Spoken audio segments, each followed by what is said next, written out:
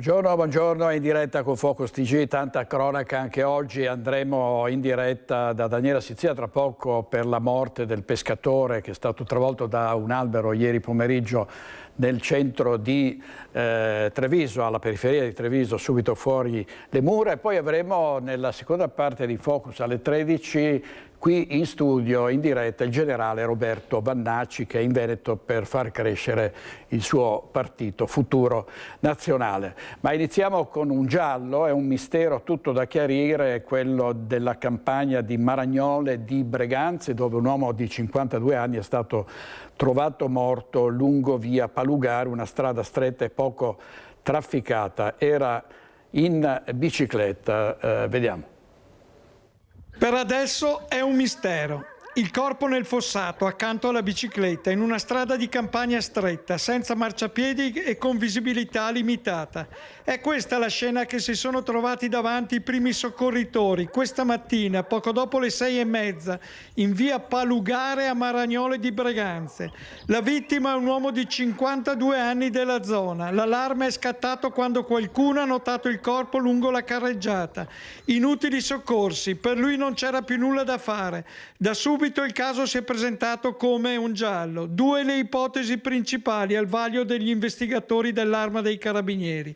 La prima, un malore improvviso mentre stava pedalando, che lo avrebbe fatto cadere sull'asfalto e quindi nella roggia.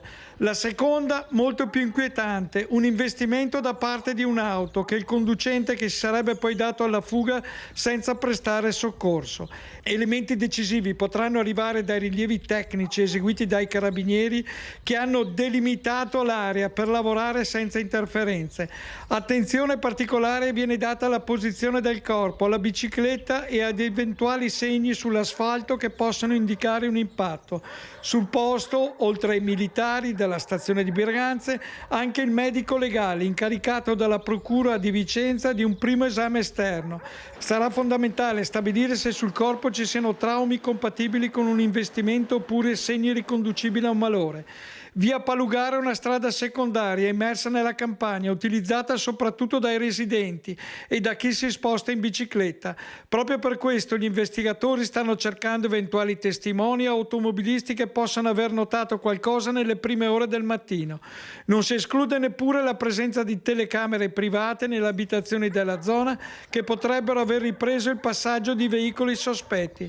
Le prossime ore saranno decisive per chiarire che cosa sia accaduto davvero. Intanto un uomo di 52 anni è morto, un malore fatale o un pirata della strada in fuga?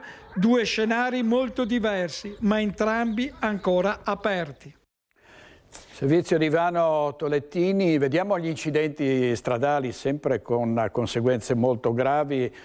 Sul giornale di Vicenza, schianto auto-moto in viale Trento, gravissimo, un Centauro. Questo incidente è avvenuto poche ore fa e invece una persona è morta nello schianto fra un'auto e una moto sull'Alemagna, la 51, poco prima delle 14 di ieri, all'altezza dello svincolo autostradale della A27 a Pian di Vedoia. Tiziana Bolognani.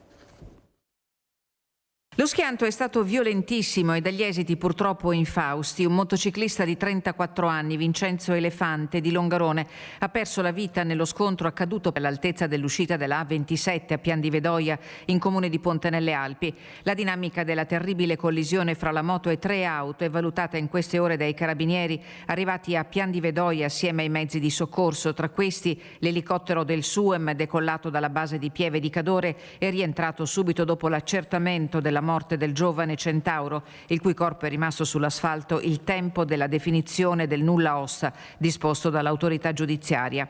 Tra le cause al vaglio l'eccessiva velocità o forse anche un'errata manovra dei conducenti delle auto coinvolte o dello stesso motociclista che, secondo le primissime informazioni, aveva imboccato la 51 di Alemagna in direzione Longarone dopo essere uscito dallo svincolo della A27.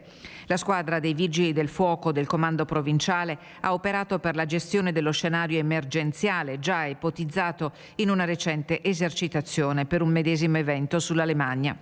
I disagi per gli automobilisti sono stati inevitabili, dapprima per le lunghe code, poi per la decisione di ANAS che dalle 14 ha disposto la chiusura della statale in entrambe le direzioni per consentire la gestione dell'intervento con le uniche deviazioni possibili verso Belluno in direzione nord e Soverzene nel senso contrario. Oggi in regia Tony Esposito con Francesca Pezzo e Marco Mattiuzzo. Passiamo ai ladri, ai rapinatori, caccia alla banda che nella notte di ieri aveva colpito a Villorba nel Mirino. È finito l'Imoco Center dove sono spariti soldi, gadget e magliette. Vediamo. Questa mattina ci siamo risvegliati con una brutta sorpresa perché questa notte siamo stati svaligiati, è venuta probabilmente una banda di ladri che hanno scassinato le porte, che sono entrati nel nostro negozio al center, nei nostri uffici. Non è stato un grandissimo risveglio. C'è soprattutto amarezza nelle parole di Piero Garbellotto, presidente di quelle Pantere in procinto di giocarsi l'ennesimo scudetto. Nel mirino dei ladri stavolta è finito l'Imoco Center di Villorba, a ridosso del Palaverde, chiamato a ospitare proprio sabato le finali di Serie A1 contro le avversarie del Milano, il blitz in piena notte alle 3. Hanno rubato parecchio vestiario, hanno rubato anche dei fondi che stiamo ancora quantificando, diremo quelli che sono i danni complessivi, perché hanno lasciato anche una bella confusione, no? I ladri se ne sarebbero così andati con indumenti, gadget e pare 700 euro in contanti. Non sono stati toccati i cimeli e i trofei della squadra, forse perché difficili da piazzare. Credo che sicuramente un'attività che magari è un po' sotto i riflettori anche in funzione della finale scudetto che ormai è dietro l'angolo, è un'attività che per fortuna sta funzionando, possa essere attenzionata anche da qualche malintenzionato. Non è un atto vandalico, è la volontà di fare proprio un furto con scasso, tant'è che, ripeto, le porte non sono state forzate ma scassinate. Immediata la denuncia ai carabinieri e caccia ai malviventi, forse una coppia entrata in azione travisata. Sotto la lente le immagini della videosorveglianza che da queste parti certo non manca. Anche il comune ha messo a disposizione le sue, conferma il sindaco di Villorba Francesco Soligo, che parla di un furto che colpisce non solo una realtà di eccellenza ma l'intera comunità. Per Garbellotto però ora la priorità è un'altra. Quantificheremo i danni, ma credo che la cosa importante per noi in questo momento sia quella di rimanere tranquilli, calmi e concentrati, perché tra 48 ore abbiamo una finale scudetto da giocarci. E poco prima probabilmente la stessa banda era entrata in azione anche nell'azienda di giardinaggio Salvadori in via Piave a Lancenigo. È stato preso a martellate il sistema di allarme. I ladri hanno tentato di scardinare una cassaforte, uno in particolare è stato visto dal proprietario mentre fuggiva. Abbiamo parlato ieri dei furti nelle abitazioni, soprattutto in relazione ad una inchiesta dell'osservatorio Nord-Est che ha appurato che il 71% di chi vive nel Nord-Est è favorevole alla difesa armata nelle abitazioni. Intanto vediamo il servizio da Villorba. È successo che è suonato l'allarme verso l'1 di notte, il titolare è arrivato quasi immediatamente nell'arco di pochi minuti e ha trovato la porta scardinata e c'è stato un tentativo di apertura della cassaforte che non è riuscito. Queste le sequenze vissute all'azienda Agricoltura Salvadori in via Piava a Lancenigo di Villorba, dove i ladri hanno avuto il tempo di perlustrare buona parte del garden prima di darsi alla fuga a mani vuote, e questo poco prima dell'1 di notte, numerose le tracce del loro passaggio. L'allarme è stato preso a martellate, veramente installato 5 giorni fa, perché abbiamo fatto un cambio di azienda e l'hanno preso a sprangate, a martellate, non sappiamo bene lo strumento che hanno utilizzato, ma evidentemente è stato proprio massacrato. I danni purtroppo sono molti e il problema di questi furti è proprio che fanno un sacco di danni che poi noi dobbiamo ovviamente risolvere. E qui da Salvadori ne sanno qualcosa. L'autunno scorso era andata molto peggio. C'è stato un furto probabilmente di qualcuno che aveva già visionato. In quel caso sono stati portati via degli attrezzi da lavoro abbastanza importanti. Si aprendo un ingresso e quindi Hanno portato via parecchia roba in quell'occasione, sì. Gli stessi ladri con ogni probabilità hanno poi colpito nella notte all'Imoco Center, che si trova a circa 1,5 chilometri di distanza. Forse cercavano liquidità facile, di certo qui da Salvadori ci si è subito rimboccati le maniche. Si alzano le difese, si potenziano i controlli, ma sembra non bastare mai. Bisogna avere continuamente allarmi, telecamere, controlli, giro di forze dell'ordine, qualsiasi cosa, perché non se ne può più. È continuamente. E meno male che non vengono quando siamo aperti. Andiamo a Vicenza adesso in diretta da Mirko Cavallin e da Simone Squarcina per la parte tecnica, perché è stato individuato e fermato un molestatore. A te Mirko. Buongiorno direttore, buongiorno dal comando della Polizia Locale di Vicenza con il commissario principale Monica Battocchio, che sostituisce il comandante impegnato in un altro evento. Allora, un molestatore, un 24enne vicentino italiano, almeno 2 episodi segnalati, giusto? Sì, è partito il primo episodio il 20 di marzo e il secondo il 26 sempre di marzo, intorno alle 17:30. Questo giovane uomo si appostava nella zona della Riviera Berica, intorno a via Einaudi, dove ci sono le scuole, le palestre, e attirava l'attenzione delle ragazzine che passeggiavano o perché erano andate a prendere un gelato per andare appunto a fare danza. Le richiamava la loro attenzione e poi esibiva le sue parti intime. Ovviamente ha creato un disagio notevole, le ragazzine impaurite sono scappate, ma una di queste, molto furba e brava, è riuscita a fare la foto della macchina dove lui era seduto e dove appunto richiamava l'attenzione bussando al finestrino. Ecco, e poi pochi giorni dopo un altro caso. Sì, questo il primo il 20 e il secondo il 26 marzo, sempre la medesima modalità. Tirava le ragazzine che passeggiavano e andavano in questi luoghi frequentati da minori ed esibiva le sue parti intime. Che reato gli è contestato? Gli è stato contestato gli atti osceni in luogo pubblico, reato continuato perché appunto è avvenuto in più date. Quindi una denuncia è a piede libero, non rientra questo caso nell'ambito del cosiddetto codice rosso.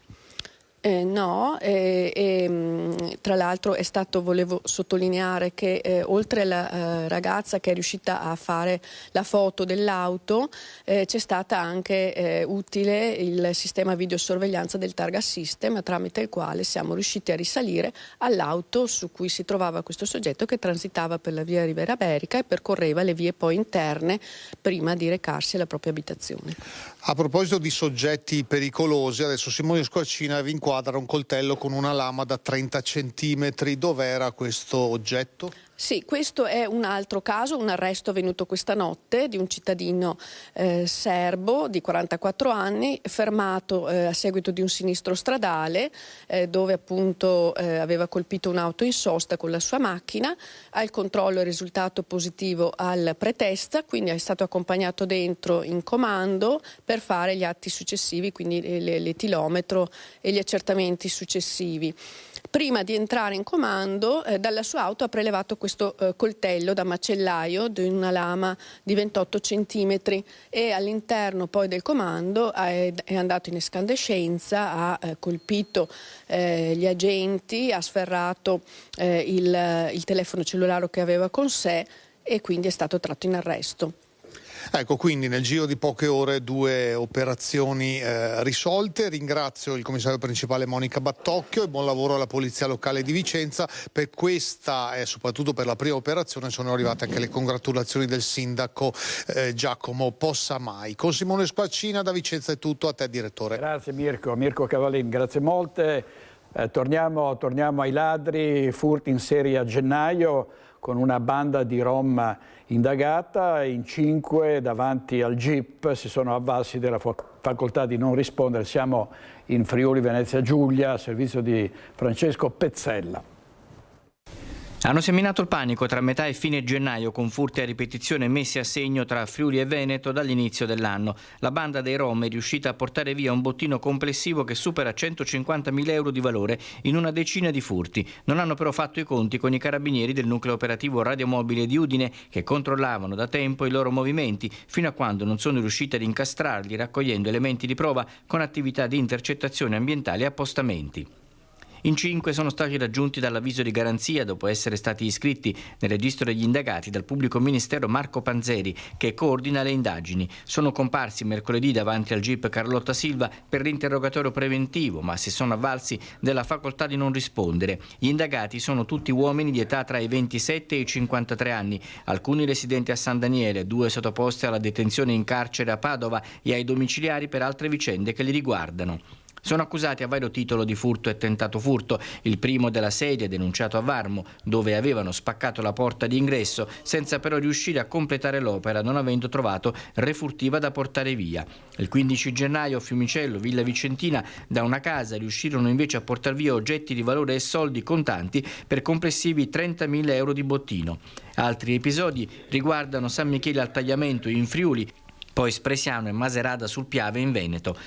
A Udine, a metà gennaio, nella frazione di Basaldella, dopo aver fatto razzia di indumenti, borse, scarpe e profumi di valore per circa 100.000 euro, portarono via anche una Mercedes, utilizzando le chiavi dell'auto trovate in casa. Le indagini sono ancora in corso. Andiamo a Treviso adesso in diretta da Daniela Sizia per la morte del 39enne che ieri è stato colpito da un albero caduto mentre stava pescando lungo un canale poche centinaia di metri fuori dalle mura di Treviso. A te Daniela. Buongiorno direttore e buongiorno anche ai telespettatori. Ci troviamo proprio nel luogo della tragedia. Da qui si può vedere, direttore, l'albero che si è praticamente tranciato proprio quasi alla radice, che era davvero marcio. Lo vedete, questo è un pioppo ed ha travolto completamente la vittima, Pietro Monici, 38 anni, un volontario dei Vigili del Fuoco che è rimasto intrappolato sotto l'albero, salvato per miracolo. L'amico, che si trovava probabilmente seduto più vicino al muro e non è rimasto nemmeno ferito, ma ha visto il suo miglior amico sotto l'albero ed ha cominciato a gridare, a chiedere aiuto.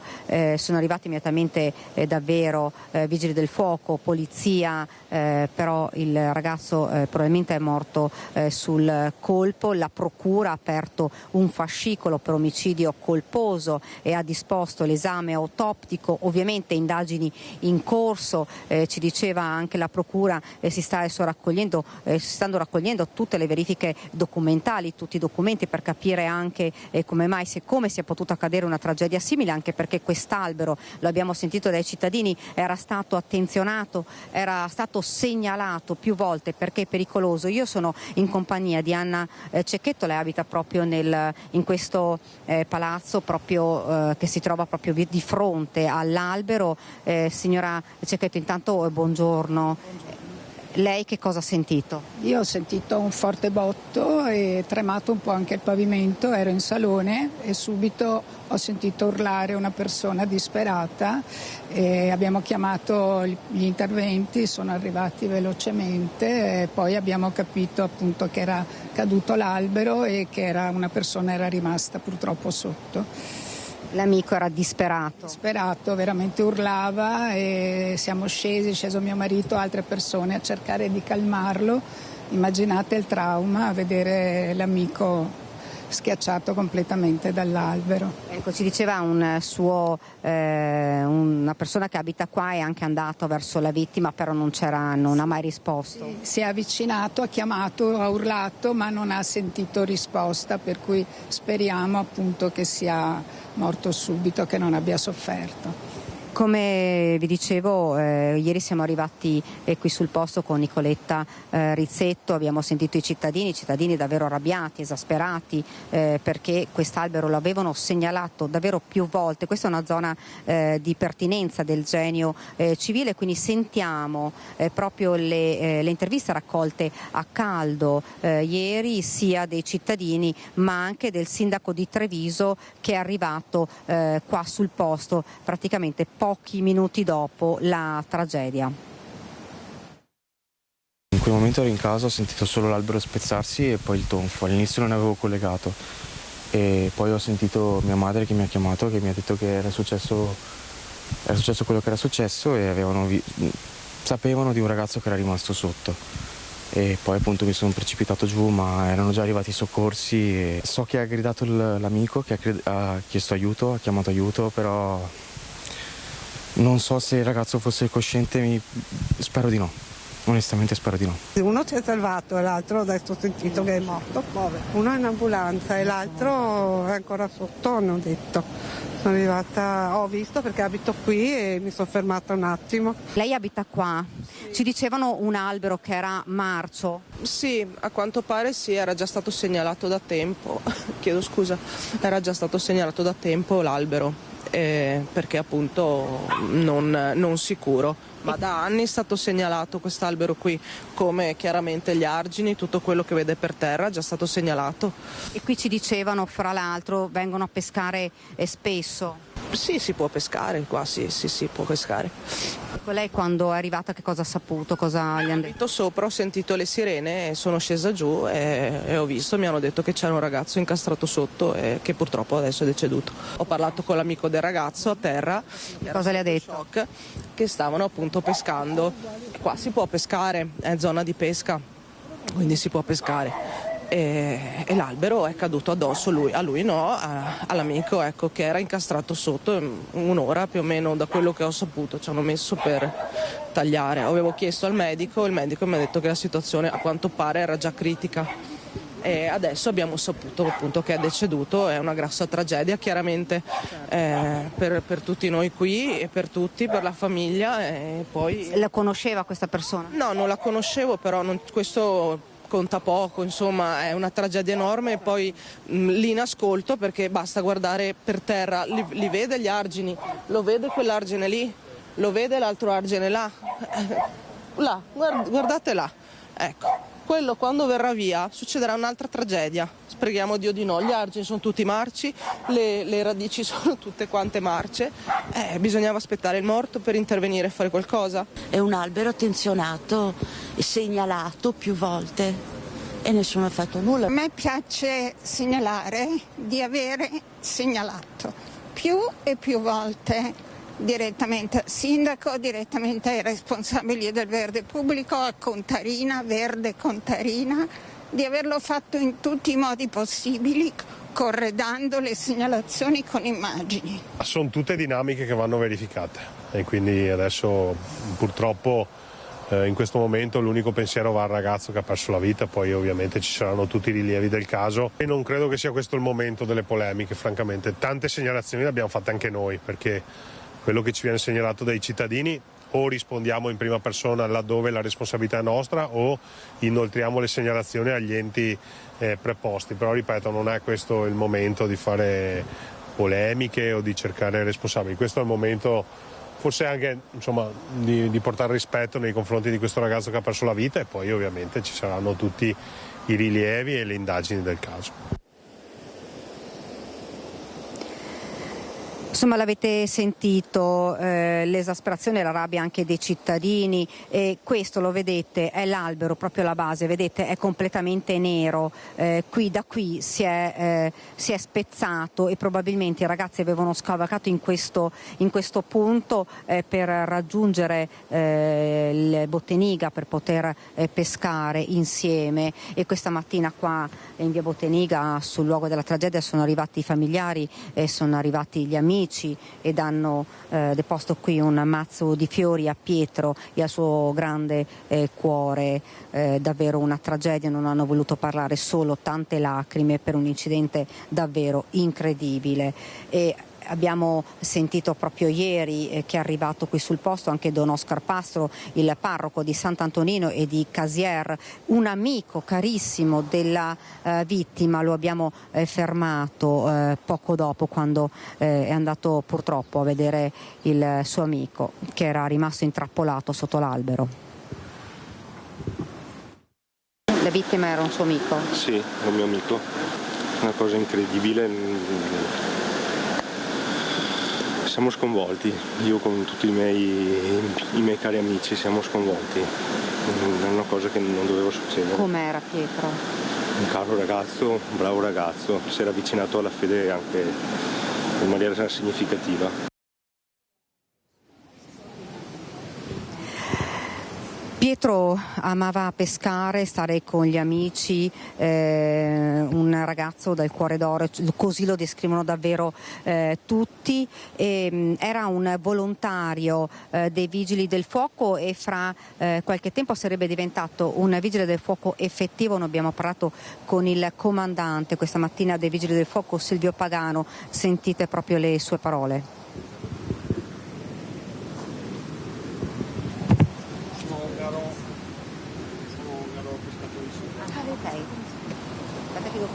Un ragazzo, come me l'hanno descritto, dal cuore d'oro, un ragazzo che ha prestato servizio nel comando di Treviso in modalità discontinua e che era in attesa della procedura di completamento della stabilizzazione per diventare vigile del fuoco a tempo indeterminato. Con chiunque ho avuto modo di parlare, confrontarmi e chiedere informazioni su questo ragazzo che non ho avuto il piacere e l'opportunità di conoscere, tutti quanti mi continuano a parlare di un ragazzo sorridente, una persona piena, una personalità poliedrica, con tante passioni.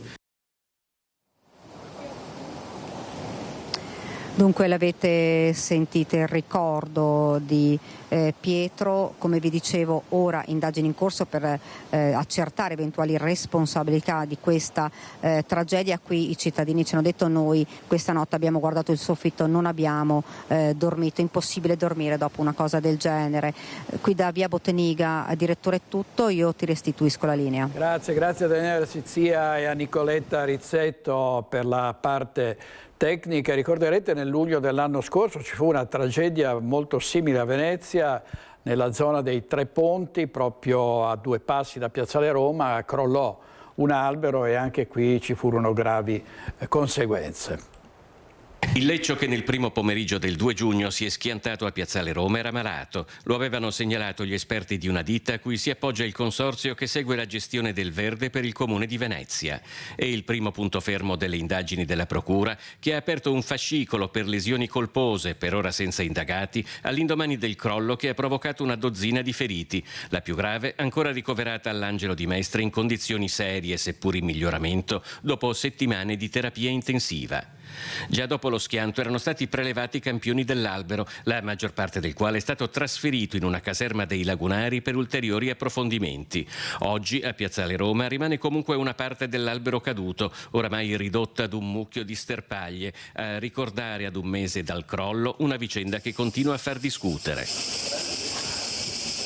Col sole a picco a 35 gradi sembrano boccheggiare anche i gabbiani e trovare posto in cerca di refrigerio all'ombra degli alberi di Campo San Giacomo dell'Orio è impresa impossibile. Solo una panchina da oggi rimane libera. Da qualche ora e dopo quasi 100 anni di onorato servizio è stato abbattuto un platano. La caduta dell'albero a Piazzale Roma, seguita da un'altra al Lido, ha dato il via ad una serie di abbattimenti in tutto il comune di Venezia, da Mestre al Lido. In Campo Sant'Agnese i residenti si sono organizzati in turni per difendere i propri alberi. Una petizione per la tutela e la trasparenza sulla gestione del verde pubblico sta per essere depositata a Cafarsetti. A Mestre, il 24 giugno, la seduta della quinta commissione consiliare, congiuntamente con la prima, seconda, quarta e nona, sul tema abbattimento alberi e arbusti, sfalci e potature, sembra non aver risolto la questione. È successa una roba terribile. Ma vogliamo chiuderci gli occhi e ragionare del verde in generale quando abbiamo la cittadinanza che si sta chiedendo ma cosa è successo e che cosa sta succedendo con tutti questi abbattimenti? Dovrete spiegarci perché a questi abbattimenti si procede proprio nel periodo della nidificazione e soltanto a Sant'Elena ne avete abbattuti 8. La delega gare e appalti non è stata assegnata a nessun soggetto politico che è l'assessore. Quindi, esattamente. Quindi quando si vuole sapere subappalti, appalti, bisogna rivolgersi a quello che è il direttore dell'area. Tanto quel dito lo indichi dall'altra parte. Indico a te, cosa che indichi il cielo. Indica il cielo magari. No, ma tu non sei così là in alto. No, ma io non sono là, fra te sono un misero cittadino. Appunto, tu come tutti qua dentro. Perfetto. Vedi, esattamente quello che voleva. Evitare di dire... evitare di spiegare qualcosa su quello che sta succedendo. E questa era stata poi la polemica in Consiglio Comunale. L'albero era caduto in giugno e poi in luglio erano iniziati i lavori per abbattere altri alberi malati. Come al solito si fa prevenzione, non si fa prevenzione e poi si interviene purtroppo quando ormai è troppo tardi, ma è sempre bene intervenire perché ci sono alberi pericolanti un po' dappertutto.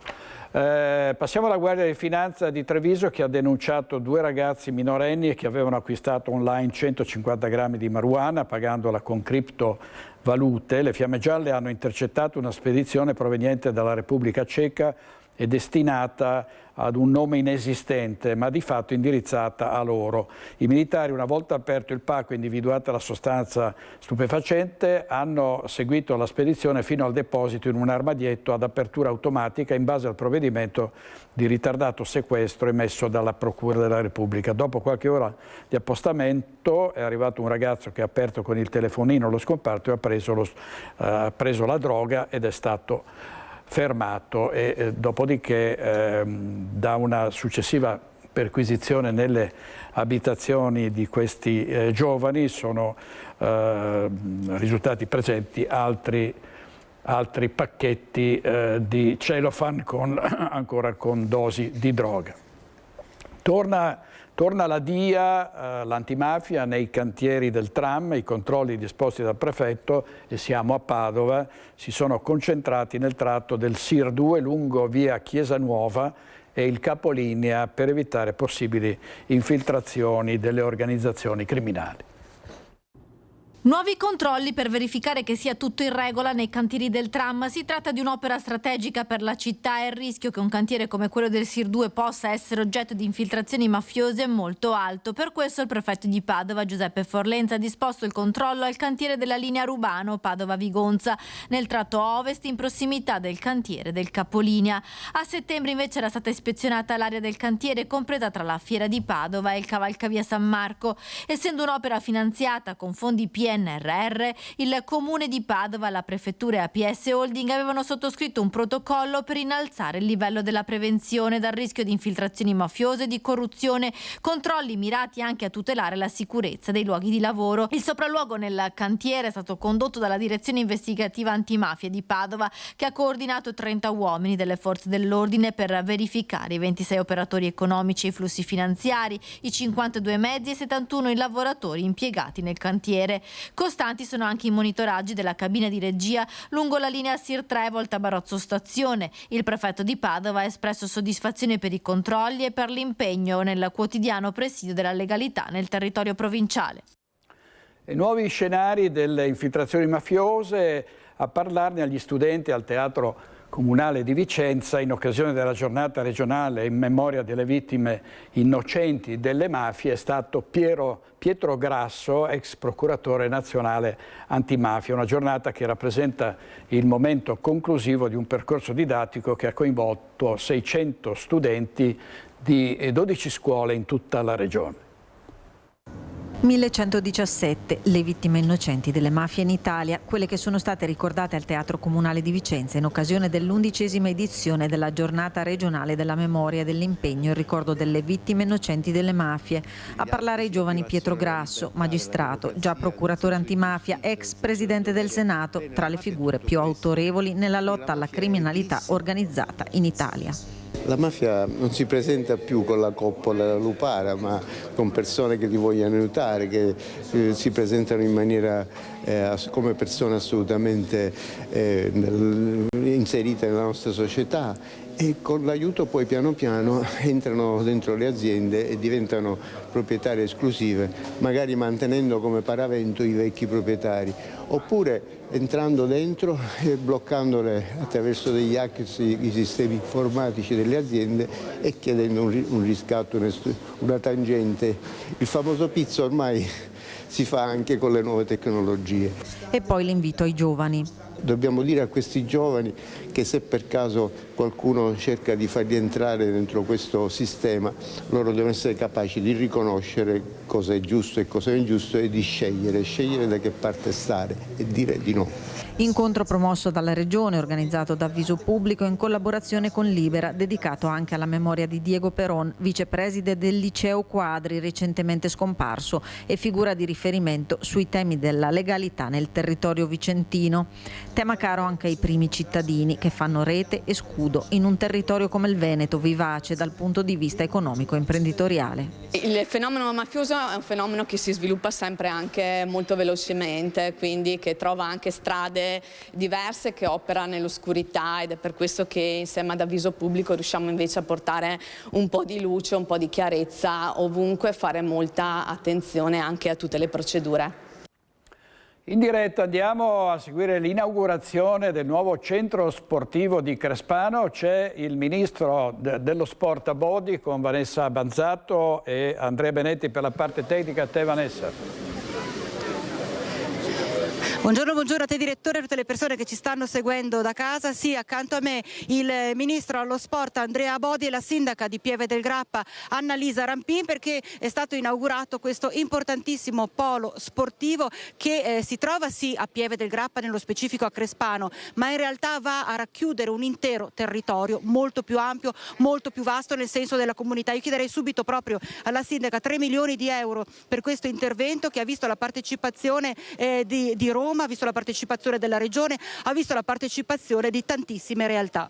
Sì, siamo riusciti appunto a realizzare questo intervento di quasi 3 milioni di euro, avendo la possibilità, grazie al credito sportivo di cui allora il ministro Abodi era presidente, di avere questo mutuo a tasso zero e poi un contributo che ci ha consentito di mettere anche tutte l'illuminazione per giocare in notturna, quindi un risultato importante di sicuramente un territorio che sullo sport ha tanto da dire e che aveva bisogno di una infrastruttura che fosse sicura, accessibile e soprattutto bella e piacevole da vedere.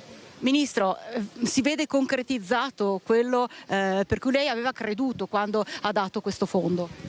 La banca fa questo di mestiere dal 1957 e lo fa bene, continua a farlo bene, e io aggiungerei anche il frutto della buona amministrazione, è il frutto della visione di questa amministrazione che pensa al bene comune e pensa all'importanza di un impianto sportivo riqualificato come questo, non soltanto per la scuola che è qui vicino, ma per la comunità, perché lo sport è per tutte le età, e anche l'impianto di motocross va a rispondere a un'esigenza di piccoli e giovani appassionati delle due ruote, imparando anche la sicurezza con la quale si va sulle due ruote e sulle quattro ruote.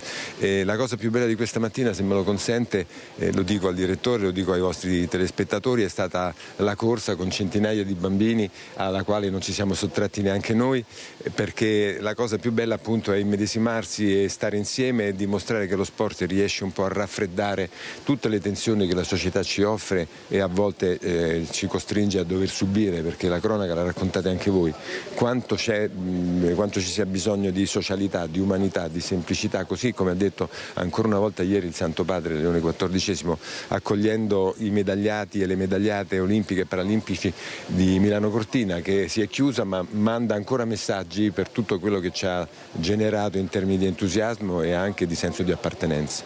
Questo è il senso vero dello sport, un luogo come questo, tra l'altro che è certificato CONI, è la conferma del senso buono e vero dello sport più profondo, che va un po' a cozzare con quanto sta accadendo anche a livello nazionale. Mi viene in mente il terremoto che sta scuotendo anche il nostro calcio italiano. Bisognerebbe ripartire forse da qui, da queste realtà. Ma nello sport le sconfitte sono parte integrante, no? Devo dire che gli atleti e le atlete di tutte le discipline ci stanno abituando soprattutto ai successi, alle medaglie, alle prestazioni di altissimo livello, ma nello sport la sconfitta è nelle possibilità, e io credo che la differenza la faccia la capacità di trasformare una sconfitta in un'opportunità di crescita. La capacità di riflettere, fare, come si suol dire, un esame di coscienza, perché le cose che servono, delle quali il calcio italiano ha bisogno, sono tutte sul tavolo. Non c'è nessuna invenzione, nessuna formula magica, bisogna soltanto avere una capacità interpretativa e una capacità di trovare accordi tra componenti diverse, perché il mondo del calcio è molto articolato, si va dal settore giovanile e scolastico alla Serie A, che compete anche a livello internazionale, a livello globale, e questo è il compito che deve assolvere il Presidente e il Consiglio federale. Ogni componente rappresenta un interesse, ma come in un'orchestra, no? Ognuno ha il suo strumento, ma l'obiettivo dell'orchestra è l'armonia e la melodia. Però mi viene in mente un Gravina che, ad esempio, il presidente dimissionario Gravina, che si è rivolto alla politica chiedendo anche un importante passo in avanti da parte della politica per quanto concerne, restiamo in ambito calcistico.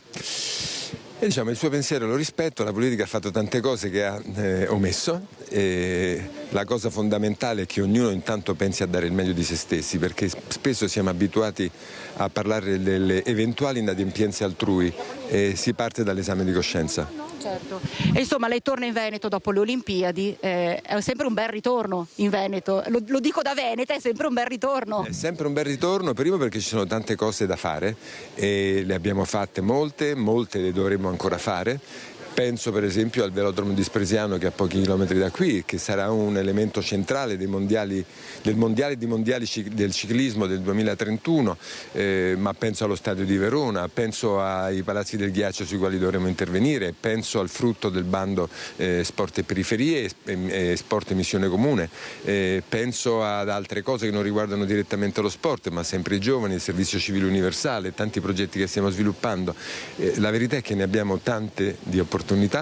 Questo ci rende felici da un lato, siamo pronti fino all'ultima goccia di energia di metterla a disposizione delle comunità, perché questo è il senso della missione che ci è stata affidata. Come diceva i ragazzi della 4x200 campione d'Italia, siamo staffettisti anche noi, quindi abbiamo ricevuto un testimone, dovremo riconsegnarlo facendo tutto del nostro meglio per migliorare le cose. Lavorando in squadra, insomma, direttore, un lavoro di squadra, un lavoro che si cerca davvero di fare sempre meglio, abbiamo sentito, e questa è davvero una realtà importantissima per l'intero territorio. Si parte da qui, si parte da piccoli passi che si fanno davvero per crescere.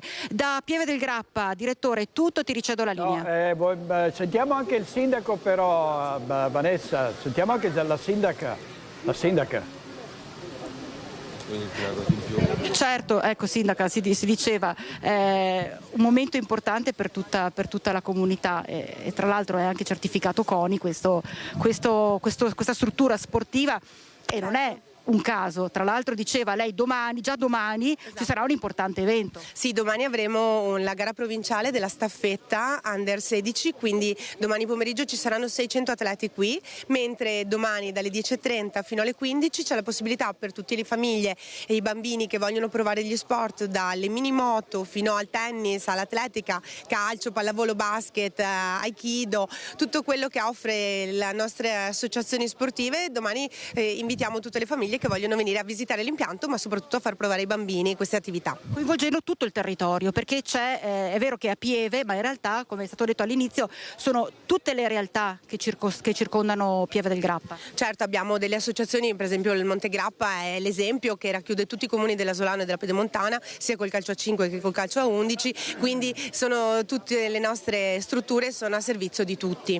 Insomma, un servizio alla comunità. Direttore, ci sono altre domande da studio? Grazie Vanessa, tutto a posto, grazie molte, grazie Grazie a te Andrea Benetti per la parte tecnica, ovviamente il ministro Andrea Abodi e la sindaca di Pieve del Grappa Rampin. Adesso andiamo a Venezia perché c'è un presidio dei cittadini davanti al Giustinian, siamo nel sestiere Dorsoduro, protestano per la chiusura del poliambulatorio. In diretta Anna Maria Parisi con Sandro Ponchio. A te Anna Maria. Giù le mani dal Giustinian, questo è lo slogan con cui cittadini e associazioni veneziane a tutela della sanità pubblica veneziana si sono dati appuntamento questa mattina proprio di fronte al presidio sanitario Giustinian per chiedere diverse cose. Una fra tutte che il poliambulatorio della struttura sanitaria non venga trasferito all'ospedale civile, ma non soltanto, è vero? Sicuramente. Allora, intanto se si presenta... Sono Salvatore Liard del Movimento Difesa Sanità Pubblica Veneziana. Noi abbiamo utilizzato lo slogan giù le mani dalla Giustinian quando abbiamo saputo che c'era qualcosa che atteneva al trasferimento di servizi e personale, la gran parte, dal Giustinian all'ospedale civile. Quindi per noi l'obiettivo, non solo per la raccolta delle firme che continuerà fino all'8 maggio, poi il 9 maggio attiveremo una manifestazione, che noi vogliamo riempire il Giustinian con adeguati contenuti sociosanitari. Il primo... Sì, scusi, perché dobbiamo anche spiegare che cos'è l'altra vostra richiesta, la successiva, ovvero voi volete una casa di comunità hub H24 rispetto alle promesse che vi ha fatto il direttore generale della ULSS 3 Serenissima Zuin dopo 5 giorni dalla vostra mobilitazione alla casa di comunità aperta 6 giorni su 7. Sì, noi vogliamo la casa della comunità hub, cioè che significa funzionante 24 ore 7 giorni su 7, perché il Giustinian è il luogo di riferimento per una casa della comunità. Storicamente il Giustinian è la sede del distretto sociosanitario. Che cos'è il distretto sociosanitario? È la cabina di regia per tutti i servizi territoriali. La casa della comunità invece è una novità che si aggiunge alle altre. Ecco, allora per concludere diciamo che c'è la manifestazione il prossimo 9 maggio. Sabato 9 maggio. Che partirà dalle Zattere fino a Campo Santa Margherita, ma nel frattempo ci saranno diversi altri appuntamenti. Sicuramente attiveremo banchetti la settimana prossima alla Giudecca e venerdì al mercato di Saccafisola. Perché la Giudecca e Saccafisola? Perché sono le aree territoriali che afferiscono al Giustiniano. Poi andremo anche in altri luoghi della città. Ecco, allora chiamiamo tutta la cittadinanza affinché partecipi insieme a voi a queste iniziative. Alla difesa, al potenziamento dei servizi sociosanitari pubblici territoriali. Grazie Anna Maria Parisi e a Sandro Ponchio. Vediamo alcuni titoli del Corriere del Veneto. La proposta di Crisanti, una legge per fermare i concorsi truccati negli atenei. Il professor Crisanti oggi parlamentare del Partito Democratico. A Venezia nascono gli urbanisti della pace. UAV prepara il corso di laurea per ricostruire le zone devastate dalla guerra. E poi sequestrato in Marinetta, un locale di Albarella, partecipò a 4 ristoranti e fu dell'ex assessora Isi Coppola. Vediamo l'incontro tra il presidente della regione del Veneto Alberto Stefani e il pontefice, il Papa Leone XIV, che ha detto che verrà sicuramente in visita in Veneto. Oggi con gli atleti olimpici e paralimpici ho condiviso una grande emozione, quella di incontrare Papa Leone.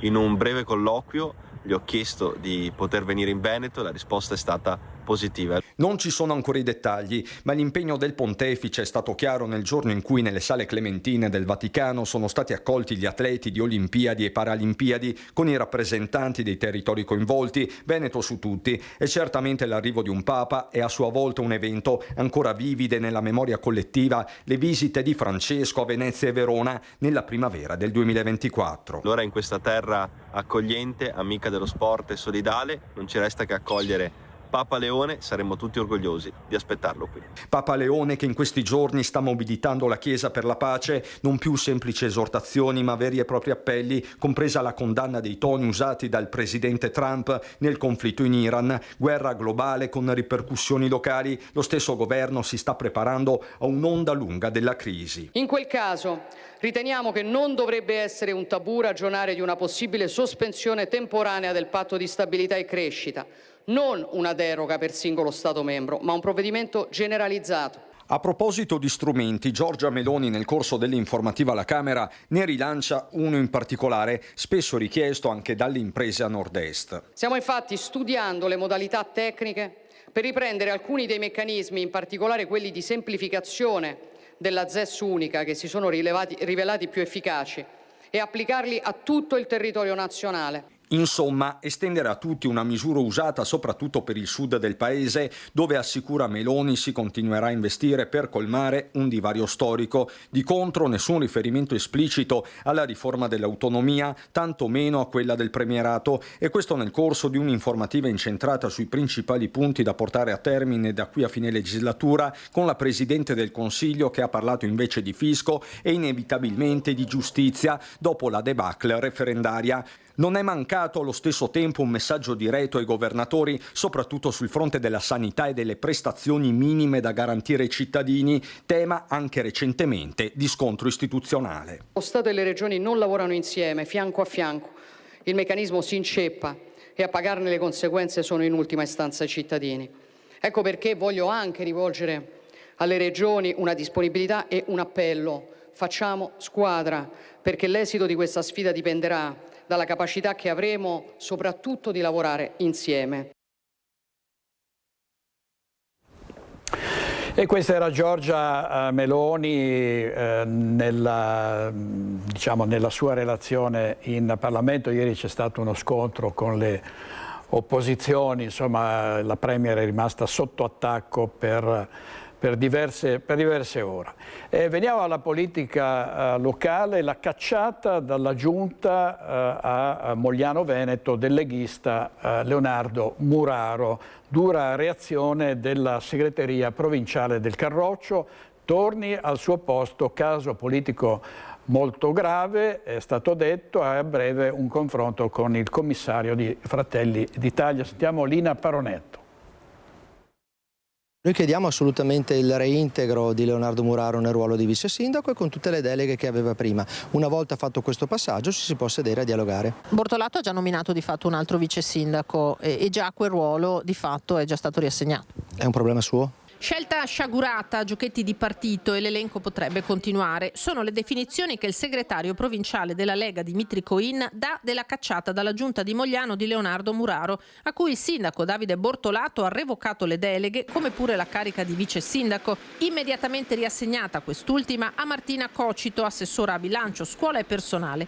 I rapporti di forza tra Lega e Fratelli d'Italia a Mogliano sono un problema da tempo. Adesso la frattura si sposta dal livello amministrativo a quello politico. Mogliano, così come all'epoca Fratelli d'Italia disse a Mario Conte, sindaco di Treviso, che il congelamento delle deleghe degli assessori di Fratelli d'Italia era un problema politico perché un comune come quello di Treviso ha una valenza politica, io uso le stesse parole e dico che Mogliano è un comune, così come Treviso, con una valenza politica e non si possono togliere elementi di primo piano appartenenti a un altro partito senza prima fare i passaggi politici necessari ed evidenziare dei problemi se questi ci sono. La decisione di Bortolato non è stata condivisa con le segreterie. Coin fa sapere di averla appresa dalla stampa. Ne sono seguiti un incontro urgente col direttivo del Carroccio e una telefonata col commissario dei Meloniani Emanuele Loperfido, con cui nei prossimi giorni ci sarà un confronto di persona. Certo è che se Bortolato non tornerà sui suoi passi ci saranno delle conseguenze, se non a Mogliano, dove la maggioranza c'è anche senza la Lega, altrove. Condividiamo partecipate, condividiamo gestione del territorio, condividiamo strutture sovracomunali e se, come dicono loro, non c'è il rapporto fiduciario, è difficile governare ed andare avanti. Noi dobbiamo fare tutto quello che facciamo per il benessere dei cittadini e nell'interesse dei cittadini. Questi giochetti non vanno bene. Fanno il male della politica e fanno il male dei cittadini. Messaggio chiaro sia alla cerchia di Bortolato che al partito. Da parte sua il diretto interessato non crede alle giustificazioni addotte dal sindaco. Presenzialismo, qualche uscita di troppo non spiegano una defenestrazione con effetto immediato. Ritengo che siano più motivazioni politiche, non personali, perché le questioni in piedi sono parecchie, ci sono aspetti amministrativi nel quale ne ho parlato varie volte col sindaco e che non sono mai stati affrontati e sono anche particolarmente delicati. La sua colpa sarebbe stata dunque quella di aver tirato fuori dal cassetto questioni del passato rimaste irrisolte. Muraro ne è convinto, ma aggiunge non finisce qui. Credo che la porta non sia ancora chiusa, per cui vediamo quali saranno i proseguo di prossimi giorni, però sicuramente non è un passaggio solamente caratteriale fra me e il sindaco, ma siano problematiche politiche e forse anche sorte da qualche altra persona di sua fiducia che lo circonda, il famoso cerchio magico che purtroppo esiste. Si è spento a Treviso all'età di 95 anni Angelo Pavan, figura storica della Democrazia Cristiana trevigiana, senatore per 4 legislature a partire dal 1979. Sottosegretario all'Interno, alla Difesa e infine al Tesoro, nell'85 aveva rivestito anche la carica di sindaco di paese dal 1985 fino al 2009 di presidente dell'Associazione Comuni della Marca Trevigiana. Nel 1994 era passato al Partito Popolare Italiano, vasto il cordoglio per la sua scomparsa, dal presidente della Regione Alberto Stefani al presidente dell'Anci Veneto Mario Conte fino a Maria Rosa Barazza e Marco Della Pietra, presidenti di associazioni comuni e centro studi della Marca Trevigiana, istituzioni queste ultime di cui era presidente onorario e fondatore. Si definisce la nuova dirigenza dell'ULSS 2 Marca Trevigiana con la nomina del nuovo presidente della conferenza dei sindaci e del direttore dei servizi sociosanitari, personale medico e case di comunità, le sfide dei nuovi vertici. Alcune discipline hanno volumi più importanti e coprono fabbisogno, altre invece non riescono a coprire il fabbisogno, ma la necessità di erogare servizi primari ci rende opportuno attingere a forme contrattuali che vorremmo non utilizzare e che in futuro andremo a ridurre. Ridurre sempre più il ricorso a cooperative esterne o ad altre forme contrattuali come quelle di libera professione per puntare esclusivamente su personale interno all'azienda sanitaria. L'obiettivo della nuova dirigenza dell'ULSS 2 di Giancarlo Bizzarri è ben chiaro nonostante le attuali difficoltà legate proprio alla carenza di personale in alcune aree come quella dell'urgenza-emergenza, con lo stanziamento di 166.000 euro per l'inserimento di 5 medici in più nei pronto soccorso attraverso la libera professione e la FP-CGIL che esprime forte preoccupazione per una scelta che ancora una volta, evidenzia il sindacato, conferma l'assenza di una programmazione strutturale del personale ricorrendo a soluzioni temporanee. Da parte del nuovo direttore generale però l'impegno per valorizzare il personale interno è già iniziato a partire dall'istituzione di una task force impegnata nella gestione delle risorse umane per valorizzarle non solo dal punto di vista economico, a partire dalle opportunità di crescita e mobilità all'interno della stessa azienda, rivedendo anche le modalità di premialità che guardino soprattutto all'individuo. Ma deve avere un rapporto con l'azienda che gli garantisca un percorso di crescita e questo è quello che secondo noi è il primo incentivo a rimanere in azienda ed entrare in azienda. Quello del personale è un tema che torna in primo piano anche in vista dell'apertura delle case di comunità, le prime attive tra maggio e giugno. Su questo si concentrerà il lavoro del neopresidente della conferenza dei sindaci Francesco Soligo, eletto all'unanimità, che prende il posto dell'assessore regionale Paola Roma, e del nuovo direttore dei servizi sociosanitari Simona Sforzin, con una lunga esperienza all'azienda sanitaria di Trento. Il suo impegno sarà incentrato sulla riforma territoriale attraverso appunto le case di comunità, chiamate a rispondere ai bisogni dei cittadini, soprattutto con la presa in carico della cronicità e la gestione dell'urgenza non emergenza con presenza medica H24. La notte le guardie mediche e di giorno comunque una presenza che è tutto da costruire, non tanto in chi garantirà questa presenza, ma cosa faranno questi medici? 25 medici a tempo pieno, il fabbisogno individuato per le nuove realtà. Il personale non mancherà per l'avvio del servizio, sottolinea il DG Bizzarri, che spiega come in futuro, dopo la firma dell'integrativo regionale, si punterà sui medici di medicina generale con i quali ci sono già stati degli incontri con le prime adesioni. Di partire con i medici che già lavorano per noi come convenzionati, diciamo le cosiddette guardie mediche, i medici di continuità assistenziale, ma anche i nostri medici specialisti, e poi capire quali opportunità ci potranno venire dall'accordo integrativo regionale e anche come rendere di valore la presenza del medico di medicina generale dentro alle case di comunità. Servizio di Francesca Bozza, tante aziende in difficoltà, vediamo la crisi della PEG Perego di San Donà di Piave, prende forma il percorso di rilancio, ma resta al centro il nodo dell'occupazione. In bilico ci sono 56 famiglie. Crisi PEG Perego, avviato il percorso con l'Advisor Vertus che punta alla reindustrializzazione del sito di San Donà di Piave, dove oggi lavorano 56 dipendenti. Al momento non c'è ancora una cifra certa su quanti posti verranno effettivamente salvaguardati. L'obiettivo dichiarato da istituzioni e parti sociali è però quello di tutelare il più possibile l'occupazione esistente, evitando una chiusura senza continuità produttiva. E quanto emerso dall'incontro al Ministero delle Imprese e del Made in Italy al tavolo è relativo alla situazione dell'azienda PEG Perego, con la partecipazione degli esponenti delle regioni Lombardia e Veneto, con l'assessore regionale Veneto Massimo Bitonci. Il futuro dei lavoratori dipenderà dunque dalla capacità di individuare un nuovo partner industriale e dai tempi del piano complessivo, mentre resta sullo sfondo il trasferimento delle produzioni verso Arcore. Il prossimo passaggio decisivo è atteso al tavolo ministeriale del 15 luglio. Servizio di Anna Maria Parisi, vediamo anche lo sciopero della Previ Medical di Preganziol. È una questione di preoccupazione per quello che è una casa per noi. Noi passiamo la maggior parte del nostro tempo qui. Vedere andare tutto a rotoli è doloroso.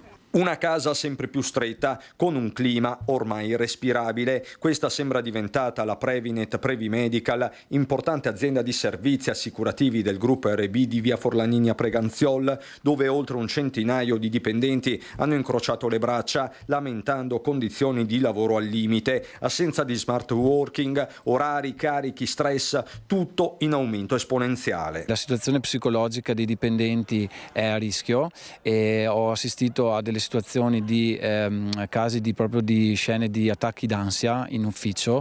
Ho dovuto anche accompagnare personalmente una collega fuori dalla porta che si è seduta sulle scale, cioè cose che comunque prima non avvenivano, le situazioni erano normali e quindi questa cosa desta molta preoccupazione. Il quadro si è deteriorato nel tempo, spiegano dalla Filcams CGL, nell'ultimo anno poi si è assistito a una vera e propria emorragia. 150 lavoratori e lavoratrici si sono dimessi, i carichi di lavoro non sono diminuiti ma ovviamente sono aumentati su chi è rimasto e i lavoratori si sono ridotti da circa 450 ai 300 attualmente per quanto riguarda Previnet, che è l'azienda più importante come dicevamo prima del gruppo.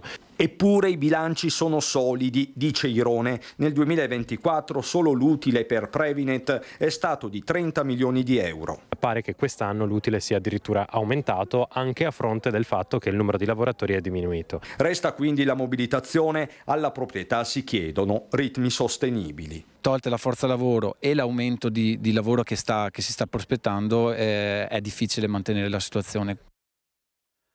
Andiamo in pubblicità, pochi minuti, state con noi perché avremo qui in diretta il presidente di Futuro Nazionale, il generale Roberto Vannacci, a tra poco.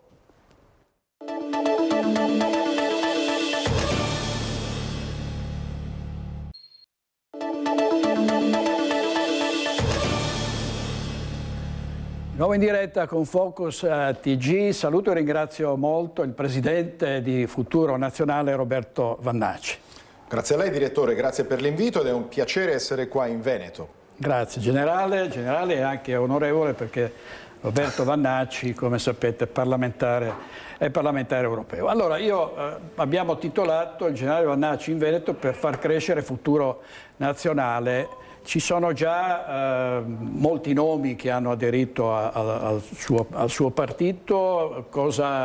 Che cosa farà nei prossimi giorni qui in Veneto, generale? Sì, certo, intanto diciamo che Futuro Nazionale è un partito nato da pochissimo e che sta crescendo molto in fretta, direi quasi con un andamento esponenziale. Siamo già a 23.000 iscritti, più di 400 comitati costituenti in tutta Italia, che detta così sembra un numero con poco significato, ma facendo una media vuol dire almeno 20 comitati per ogni regione, e il Veneto si dimostra, come lo era stato anche prima, una regione particolarmente curiosa, fertile, una regione dove c'è una buona parte della cittadinanza che guarda con interesse a questo partito di destra vera, di destra orgogliosa, e ha raccolto molte adesioni tra i cittadini comuni, ma anche tra chi prima faceva politica, la faceva magari in altri partiti, e oggi si riconosce invece in questo partito che vuole portare avanti dei principi, degli ideali e dei valori che sono sempre stati dei valori di destra e dei valori delle persone che vogliono fare essenzialmente gli interessi degli italiani. Questa forse è la novità, questa forse è la cosa che attira, un partito che non si vergogna e che non ha problemi a dire le cose come stanno, anche quelle più scomode, anche parlare per esempio della remigrazione, che sembra quasi essere un argomento tabù, parlare degli aspetti energetici che non funzionano, di quelle che dovrebbero essere i provvedimenti da prendere per cercare di tamponare quelle che sono le crisi internazionali, peraltro non volute da noi, e quindi siamo qua in Veneto proprio per questo, per suscitare ancora più interesse e curiosità e per, speriamo, anche avere molte altre adesioni. Presidente, come lei sa, in Veneto c'è un grosso problema, tra i tanti, quello più sentito è la sicurezza. Noi ogni giorno diamo un numero sconcertante di furti nelle abitazioni. È stato pubblicato un sondaggio in base al quale il 71% delle persone che abitano a nord-est vorrebbero in casa loro la difesa armata. Sì, è vero, il problema della sicurezza è un problema multidimensionale. Intanto dobbiamo dire che la sicurezza è la funzione delle funzioni, non esiste altra funzione sociale che sia lo sviluppo economico, che sia la scuola, che sia il commercio, se non c'è la sicurezza. Quindi è fondamentale per qualsiasi altra attività si voglia portare avanti in una società, e quindi deve essere conseguita questa sicurezza. E oggi in Italia e soprattutto in Veneto abbiamo un problema serio. Il problema è quello del fatto che le forze dell'ordine spesso non sono messe in condizioni di poter operare, di poter garantire questa sicurezza. Noi abbiamo presentato un pacchetto di provvedimenti che purtroppo però è stato ignorato da questo governo, nel quale volevamo veramente garantire una tutela delle forze dell'ordine e la possibilità di agire per garantire la sicurezza del cittadino, perché quello che io vado dicendo è che le forze dell'ordine hanno proprio questo scopo. Intanto sono dei rappresentanti dello Stato e poi devono garantire la sicurezza del cittadino onesto. Il disonesto deve invece finire in galera, e questo è il lavoro che devono fare polizia, carabinieri, guardia di finanza e tutto il resto delle persone che lavorano quali forze dell'ordine. Devono avere la possibilità di agire liberamente, rispettando le norme, ma per raggiungere questo fine. E poi c'è un altro problema, che la sicurezza non è solamente un insieme di misure repressive, ma è anche è tutta una serie di misure preventive, e qua entrano in gioco i sindaci delle città, che hanno un grandissimo potere nell'ambito della sicurezza. Devono garantire l'illuminazione delle strade, devono garantire anche la presenza dei cittadini nelle aree più abbandonate, magari devono costruire una palestra nelle zone dove c'è la delinquenza giovanile, in modo che questi giovani possano, invece che dedicarsi alla delinquenza, magari dedicarsi ad altre attività. Quindi anche i sindaci sono chiamati in causa sotto questo aspetto. E poi c'è un altro aspetto che spesso viene trascurato, il fatto che la sicurezza è direttamente connessa con l'immigrazione, soprattutto l'immigrazione di massa e clandestina. Oggi il 50% dei reati rapitori, quindi fondamentalmente furti e rapine sono commessi dal 9% della popolazione che è straniera. Quindi c'è una propensione alla delinquenza della popolazione straniera di 6-7 volte più alta rispetto alla popolazione italiana. E questo è un dato che va preso in considerazione. Quando, come dicevo prima, noi parliamo di riemigrazione, ci rivolgiamo anche a tutti quegli stranieri che commettono reati e che potrebbero e dovrebbero essere fatti rientrare al loro paese di origine. Sono misure che devono essere implementate, perché altrimenti il trend di questo incremento della delinquenza non cambierà mai e purtroppo non c'è stato il cambio di passo con questo nuovo governo, che probabilmente non ha fatto abbastanza, non ha forse trovato un terreno fertile per implementare quelle modifiche che aveva in mente, e noi però siamo qua per dare una sveglia, per squillare, far squillare un segnale di tromba e riportare sulla giusta direzione quelli che erano i buoni propositi che erano stati diffusi proprio all'inizio di questa legislatura. Presidente, qual è il suo elettorato, no? Pensando al Veneto in particolare, no? Dove appunto c'è richiesta di sicurezza, c'è richiesta di una politica con la P maiuscola che si occupi dei problemi dei cittadini, che non parli a vanvera o di massimi sistemi, ma che vada concretamente nel cercare le soluzioni. Ma intanto direi che è un elettorato di persone concrete, un elettorato che guarda la politica come quell'attività che deve portare dei risultati concreti. La filosofia la facciamo fare a qualcun altro. Noi siamo persone che vogliono alla fine contare i risultati che vengono conseguiti.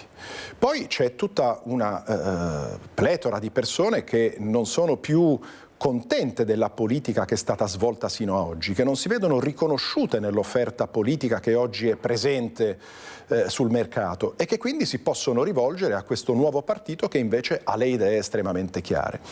E poi c'è, tra virgolette, tutta quella grande quantità di persone che non vanno più a votare. Non vanno più a votare perché ritengono che tutto quanto sia stato fatto sino a oggi non abbia raggiunto le loro aspettative e che quindi possono guardare Futuro Nazionale come una ulteriore soluzione. Però, ripeto, Futuro Nazionale vuole un pochettino cambiare la politica che è stata fatta sino a oggi ed essere un partito che guarda ai risultati, guarda a quanto effettivamente si può fare e vuole ottenere dei risultati in tempi ragionevoli, in modo da riportare l'Italia e l'Europa a essere quel treno, quella locomotiva che fino a oggi ha trainato l'intero pianeta. Oggi invece siamo il fanalino di coda. L'Europa è diventato un continente e uno spazio che non conta più nulla, lo vediamo soprattutto per quanto riguarda le relazioni internazionali, non è riuscita ad avere una voce in capitolo nella guerra tra Russia e Ucraina. Oggi noi compriamo le armi da Washington per regalarle a Kiev, a spese nostre. Non ha avuto nulla da poter influire nel conflitto tra Israele e Hamas e oggi vediamo che non conta nulla neanche nel conflitto tra gli Stati Uniti d'America e l'Iran, tant'è vero che siamo stati sorpassati dall'iniziativa di pace portata avanti dal Pakistan. Allora, vediamo, chiedo alla regia di mandare una clip dove c'è un suo intervento nel Parlamento europeo. Sentiamo, vediamo. Spesso vederla in quest'aula. Io sinceramente pensavo che fosse al telefono con Trump per decidere le sorti di questa guerra. Invece con Trump al telefono c'era Putin. Lei fino a oggi per questa guerra non ha fatto assolutamente niente, se non dichiararsi preoccupata. Ora, non so se se n'è accorta, perché evidentemente non è la signora von der Leyen che fa il pieno alla sua auto, ma a causa di questa guerra, che irresponsabilmente qualcuno plaude in nome dell'esportazione della democrazia, l'Europa, già moribonda, è caduta in una crisi acutissima. Ecco, allora, buttiamo a mare il Green Deal, riapriamo i rubinetti di petrolio, gas e fertilizzanti con la Russia e facciamo i nostri interessi, perché gli interessi altrui li fanno già benissimo coloro che hanno iniziato e condotto questa guerra e con cui lei non parla. Okay. Giorgia Meloni, questo intervento è diventato virale, non so quanti milioni di like, ma davvero impressionante. Giorgia Meloni ha detto, però è strano che un militare non voglia sentir parlare di guerra. No, non è vero, il militare, anzi, la guerra la conosce. ed è proprio per questo che sa che bisogna evitarla la guerra. O meglio, io non sono un pacifista, non voglio fare le sfilate e considera la pace un bene assoluto, perché riferendomi alla storia dell'umanità, purtroppo c'è da dire che la guerra ha rappresentato il continuum della storia umana e non sarà solamente pensando utopisticamente a un mondo senza attività belliche che noi cambieremo questa nostra storia. La guerra la definiva Clausewitz la continuazione della politica con altri mezzi e ci stiamo accorgendo proprio in questi giorni che è effettivamente così. Laddove non ci sono altri strumenti economici, politici, sociali, culturali per ottenere determinati risultati, spesso si ricorre all'attività bellica. E noi europei oggi abbiamo due grandi conflitti ai limiti del nostro spazio, che sono uno il conflitto tra la Russia e l'Ucraina e l'altro questo focolaio che è esploso in Medio Oriente, che coinvolge il vicino Oriente sino ad arrivare all'Iran e al Golfo Persico. E di questi conflitti noi paghiamo le conseguenze. Allora noi dobbiamo agire in maniera pragmatica, un po' quello che dicevo prima, essere pratici. È inutile condannare la guerra o condannare le persone e gli attori principali. Noi dobbiamo capire quali sono le conseguenze e quali sono i fattori positivi che noi possiamo ricavare da queste attività. Ora, queste guerre a noi fanno solo del male.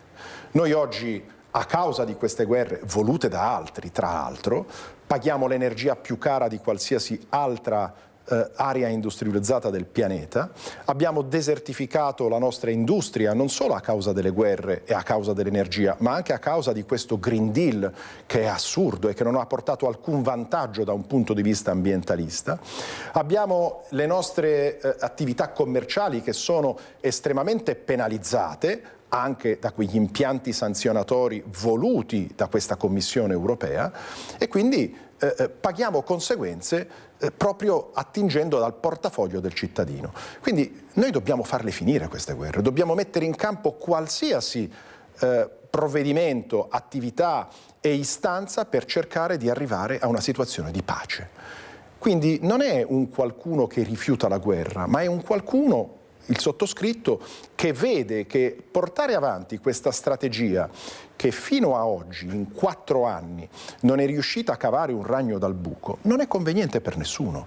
Quindi sicuramente, e parlando della guerra tra Russia e Ucraina, se noi arrivassimo a una pace oggi avremmo uno scotto da pagare, ma questo scotto sarebbe comunque inferiore a quello che pagheremmo se la pace la raggiungeremmo fra un mese, fra 6 mesi o fra un anno, perché come vediamo purtroppo l'esercito russo continua inesorabilmente ad avanzare sul territorio ucraino e non ci sono indicatori che ci fanno capire che questa tendenza possa cambiare. La stessa cosa si può dire nella guerra tra gli Stati Uniti, Israele e l'Iran. Noi oggi alla pompa paghiamo il gasolio più di 2,20 euro al litro e questo è un problema che pagano tutti i cittadini. Ora, noi non ricaviamo nulla da questa guerra. Oltretutto gli scopi di questa guerra sono estremamente fumosi. Il presidente Trump aveva detto che questa guerra serviva per produrre un cambiamento nella leadership dittatoriale e teocratica di Teheran, cosa che non è avvenuta. Poi aveva detto che sarebbe servito per eliminare la possibilità nucleare iraniana, ma la stessa cosa l'aveva detta 6 mesi prima, a giugno del 2025, quando aveva condotto l'operazione Midnight Hammer con le bombe penetranti e al termine della quale ci aveva detto che la capacità nucleare iraniana era stata evaporata. Quindi o si è sbagliato prima o si sbaglia oggi. Il risultato è che oggi noi, come Italia e come Europa siamo fortemente penalizzati da queste attività belliche e quindi dobbiamo mettere in atto tutte quelle procedure per cercare di farla finire, anche entrando in discussione con i nostri alleati degli ultimi decenni, che sono gli Stati Uniti d'America. Noi oggi compriamo, grazie alla signora von der Leyen, che ha stipulato l'accordo fra l'Europa e gli Stati Uniti, compriamo 700 miliardi di euro di gas naturale liquefatto da Washington. Investiamo 600 miliardi di euro nell'industria americana e quindi noi questo contratto lo possiamo rimettere in discussione, possiamo riaprire i rubinetti del petrolio con la Russia. Tant'è vero che questi rubinetti non sono mai stati chiusi. Ci sono stati europei che nel solo 2025 hanno incrementato le importazioni di idrocarburi dalla Russia stessa. Quindi non vedo perché l'Europa, solo per una questione ideologica e dogmatica, non debba usare quelle leve che invece gli consentirebbero di fare gli interessi degli europei e degli italiani. Ecco, a suo giudizio generale, quindi ci sono margini di manovra per poter arrivare ad un vero e proprio negoziato, ad una trattativa, perché finora abbiamo visto soltanto dichiarazioni contrastanti, passi indietro dopo aver annunciato momenti di tregua di 2 settimane, Israele che comunque sembra non ascoltare più di tanto gli Stati Uniti perché va avanti ad attaccare il Libano con anche conseguente strage di civili. Quanto tempo, a suo giudizio, non abbiamo la sfera di cristallo, ma quanto tempo ci vorrà per poter vedere un po' di luce in fondo a sto tunnel? Ma intanto l'Europa dovrebbe prendere il toro per le corna, come si suol dire, no? Si dovrebbe far sentire, cosa che non ha fatto, esattamente quello che diceva la signora von der Leyen in quell'intervento al Parlamento europeo. La signora von der Leyen non ha fatto assolutamente nulla per questa guerra, si è dichiarata preoccupata, però non ha chiesto di essere sentita dal presidente americano, non ha minacciato di rimettere in discussione l'agreement fatto con gli Stati Uniti, non ha voluto parlare con Putin, che peraltro è un leader di uno Stato col quale quasi tutti mantengono aperte le relazioni diplomatiche, solamente la signora von der Leyen non lo vuole fare. E quindi si è rinchiusa in una sorta di sistema isolato dal quale non riesce a produrre alcun risultato. Questo è il grande difetto dell'Europa, è diventata totalmente irrilevante da un punto di vista delle relazioni internazionali e anche da un punto di vista economico. Ci sono tutta una serie di paesi emergenti che ci stanno sopravanzando. La guerra per ora abbiamo raggiunto questa fragile cessato il fuoco che è ancora in discussione, ancora non si capisce bene che cosa succederà, ma io ritengo che questo cessato il fuoco è stato raggiunto perché anche dalla parte degli Stati Uniti si stanno ponendo parecchie domande. Anche internamente gli Stati Uniti stanno rimettendo in discussione questa attività bellica. Sappiamo che c'è stata un'epurazione nei vertici delle forze armate americane che non condividevano molte di queste scelte e sappiamo che Trump affronterà fra poco le midterm election, le elezioni di metà termine, di metà mandato, e se il prezzo della benzina al gallone negli Stati Uniti aumenta, ebbene lui rischia di perderle queste elezioni. Quindi credo che Trump abbia capito che in qualche modo deve trovare una soluzione nelle prossime settimane. Io sono confidente, ho anche la grande speranza che si arrivi a una soluzione, però non dobbiamo farci ingannare dalla cessazione delle ostilità.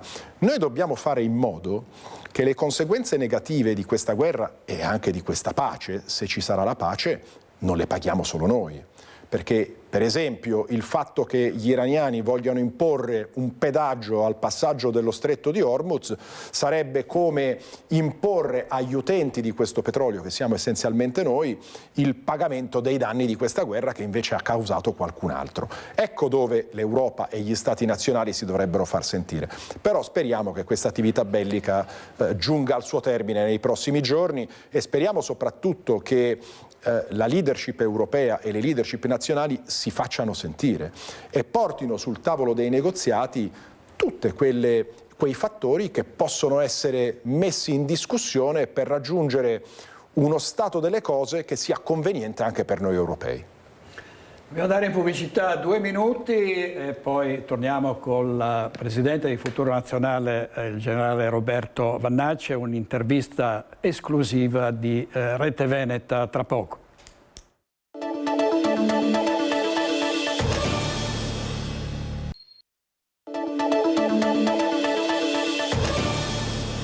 Siamo di nuovo nuovo in diretta con il generale Roberto Vannacci. Oggi, tra l'altro, generale, abbiamo parlato di sicurezza all'inizio dell'intervista. Oggi è il 174esimo anniversario della fondazione della Polizia di Stato, no? Sì, faccio gli auguri a tutti gli uomini e le donne della Polizia di Stato che oggi festeggiano il loro 174esimo anniversario della loro fondazione. Sono uomini e donne che fanno un lavoro straordinario, spesso in carenza di mezzi, di equipaggiamento, sottraendo il tempo alla propria famiglia, ai propri cari, ai propri affetti, per proteggere i cittadini onesti. E quindi a loro va veramente il mio tributo e i miei auguri più fervidi. Il 22 ottobre del 2017 ci fu lo storico referendum per l'autonomia, quasi 3 milioni di veneti andarono a votare, vinse il sì al 98%, però l'autonomia è ancora ferma al palo, nel senso che siamo solo alle preintese e sono passati 8 anni, generale. Sì, è passato tanto tempo e questo è un risultato che noi dobbiamo portare avanti. È una questione che è cara ai veneti, come è cara a tante altre popolazioni, ed è giusto che venga portata avanti. Io vedo l'autonomia come un avvicinamento del cittadino alla politica, del cittadino all'amministratore locale, perché chi meglio di chi vive il territorio non sa esattamente interpretare quelle che sono le necessità e quelle che sono i paradigmi tramite i quali si raggiunge un beneficio, un miglioramento della situazione locale. Il Veneto non è un esempio, il Veneto fa parte delle locomotive d'Italia, è un territorio dove l'operosità è la parola d'ordine, dove l'industria, la manifattura sono state presi ad esempio da tutto il resto del mondo, e oggi questa autonomia arranca ancora e probabilmente si sarebbe potuto anche arrivarci tramite delle procedure come la creazione anche di una holding, come è stata già proposta in Consiglio regionale, che potesse radunare tutte le partecipate venete, perché sappiamo che piccole realtà sono sicuramente più aggredibili dall'esterno rispetto a chi invece può rappresentare una massa critica. Purtroppo c'è stata una gestione probabilmente non molto oculata di questa questione, di questo fatto, di questa realtà, e noi dobbiamo andare avanti. Dobbiamo andare avanti perché ritengo che questo faccia parte del bene per la cittadinanza e non è solamente riferito al Veneto. È chiaro che oggi in Veneto parliamo di questa regione, ma è riferita a tutte le realtà. Chiunque si sente italiano ma si sente parte di una comunità specifica ha le proprie tradizioni, le proprie memorie, i propri punti di riferimento e si deve riconoscere in questa realtà. Fermo restando che poi siamo tutti uniti sotto la bandiera, sotto l'inno nazionale, sotto l'unità d'Italia e per essa mandiamo avanti quella che è la nostra attività principale. Però le realtà locali sono quelle che poi fanno la sommatoria della nostra identità nazionale. Assolutamente sì, l'autonomia va portata avanti sotto questo auspicio e soprattutto facendo parlare quelli che conoscono e interpretano il territorio nel migliore dei modi. Io una volta dissi che c'è il proverbio che si usa in Italia, no? Piove governo ladro. Ecco, se noi avessimo un'autonomia più presente, questo proverbio verrebbe contraddetto immediatamente, perché avere un'autonomia sul territorio vuol dire potersi riferire direttamente a una persona che io conosco, che vedo, che incontro e a cui posso imputare la responsabilità di ciò che è stato fatto bene o di ciò che non è stato fatto o è stato fatto male. Tanti politici veneti hanno aderito e si stanno avvicinando a Futuro Nazionale, cito per tutti Gio Formaggio e Stefano Valdegamberi. E questa è l'ultima domanda, Presidente. Le preferenze, riusciremo ad andare a votare, a indicare sulla scheda i nomi dei parlamentari che vorremmo vedere alla Camera e al Senato? Ma io intanto ringrazio Gio Formaggio e Stefano Valdegamberi, che conosco da tempi non sospetti, per la fiducia che hanno voluto accordare a Futuro Nazionale e al sottoscritto, ma insieme a loro ci sono tanti altri amministratori locali, tanti altri consiglieri comunali che stanno aderendo a questo nuovo partito e quindi questo è motivo di grandissima soddisfazione, vuol dire che c'è interesse, c'è curiosità e vuol dire che stiamo rappresentando effettivamente una luce di speranza. La legge elettorale inizierà a essere discussa alle Camere prossimamente, nei prossimi giorni, e uno degli aspetti fondamentali è proprio quello di far tornare la sovranità popolare. Oggi, con i listini bloccati e con le figure che vengono decise dai partiti, il cittadino non è più sollecitato ad andare a votare, perché la democrazia essenzialmente è proprio questa, è il cittadino che decide chi lo deve rappresentare presso il Parlamento o presso le sedi istituzionali, e noi dobbiamo tornare a questo principio sacrosanto, il principio delle preferenze. È il cittadino che sceglie, è il cittadino che decide, i partiti sono solamente funzionali al dibattito parlamentare. Oggi questo è precluso. I partiti hanno sottratto questa sovranità ai cittadini e probabilmente è anche uno dei motivi per i quali molti italiani non vanno a votare. D'altra parte, se non posso scegliere chi mi rappresenta, per quale motivo dovrei andare a votare per fare in modo che sia qualcun altro a scegliere quello che poi mi dovrebbe rappresentare? Questo è il primo passo, ma io ne direi anche un altro, no? Io direi anche un passo che si potrebbe fare da un punto di vista anche tecnologico, da un punto di vista futurista, come potrei dire. Oggi la tecnologia pervade qualsiasi ambito della nostra vita, e allora perché per esempio per la raccolta delle firme non consentiamo di farlo da un punto di vista informatico e tecnologico, invece di girare ancora con i pezzi di carta sulle piazze dei nostri paesi? Anche questo sarebbe un passaggio importante, che è un segnale che potrebbe essere fatto con la nuova legge elettorale. Grazie all'onorevole Roberto Vannacci e buon lavoro. Grazie a lei e buona giornata a tutti i veneti, grazie dell'ascolto e della fiducia. Grazie molte. E noi ci vediamo stasera a Focus alle 21:20 e grazie ai nostri registi Tony Esposito, Paola Francesca Pezzo e Marco Mattiuzzo. Arrivederci.